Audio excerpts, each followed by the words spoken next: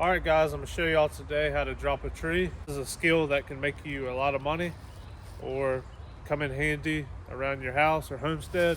What I have here today is a pine tree.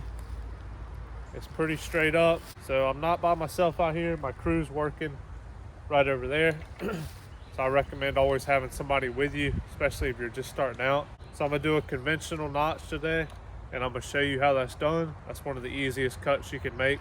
First couple things you're gonna need your saw.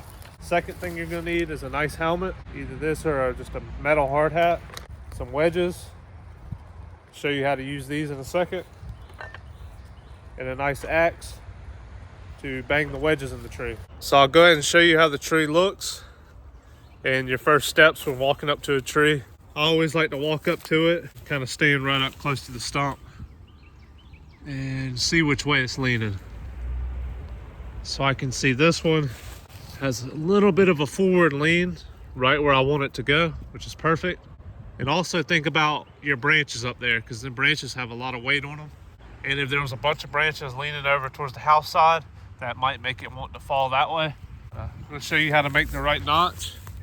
Get it to fall right where you want it. Go ahead and put my hard hat on. Face shield down.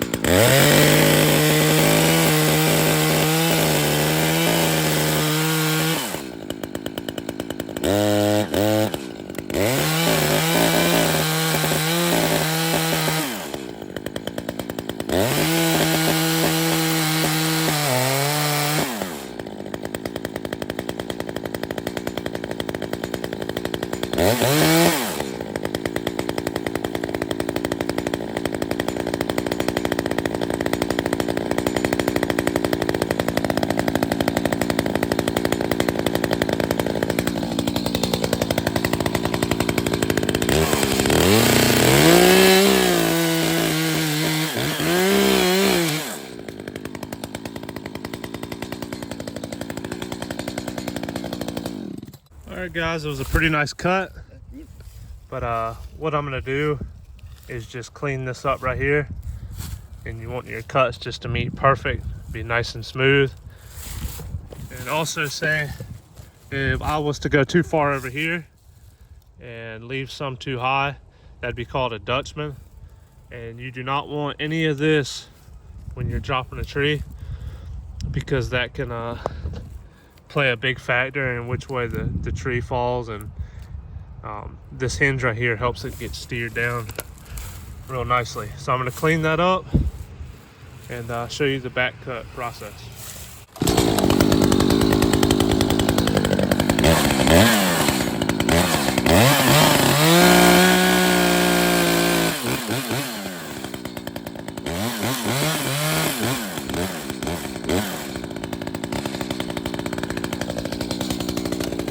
Alright, as you can see now, that's a super clean notch.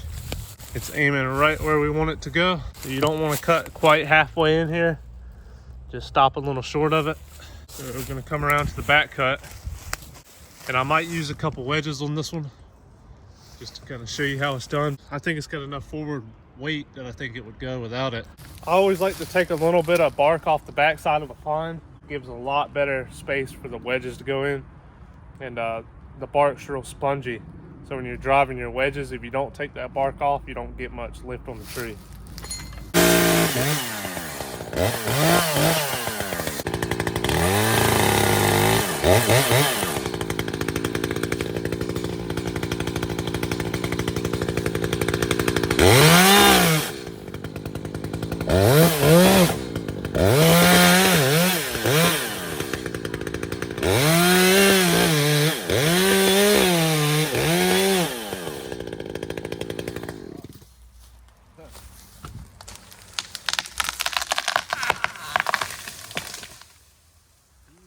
Perfect.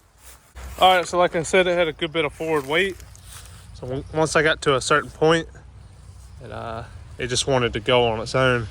This is a perfect hinge right here. Didn't need no wedges. Fell right where it was aimed.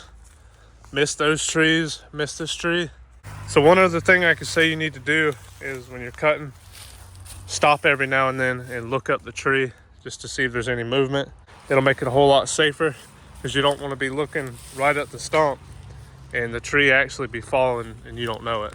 But yeah guys, if you find this video helpful, like and subscribe, and I'll see you on the next one.